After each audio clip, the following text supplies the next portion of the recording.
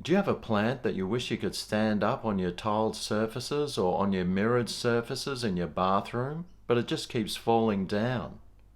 What are you going to do about it?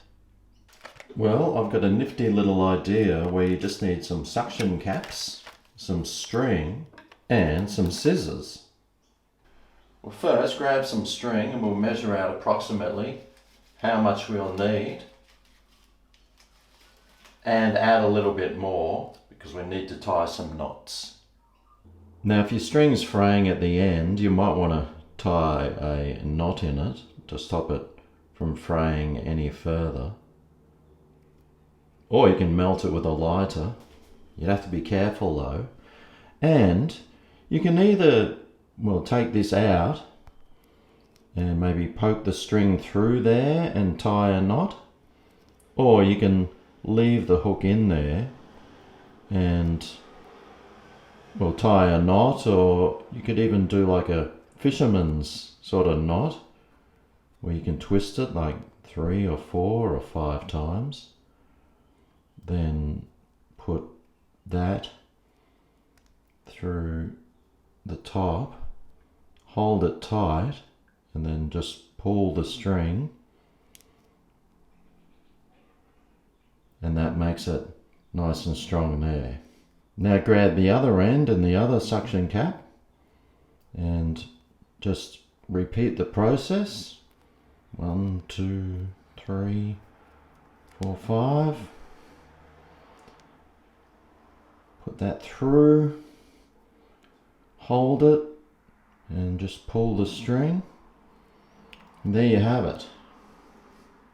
Now, you just need to stick it on the wall. Okay, so now we've got the suction caps here with the string tied in between. We'll just wet the back of the suction caps.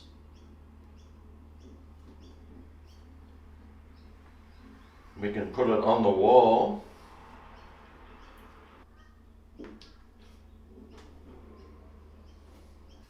And now we can just put the leaves and tuck them in behind.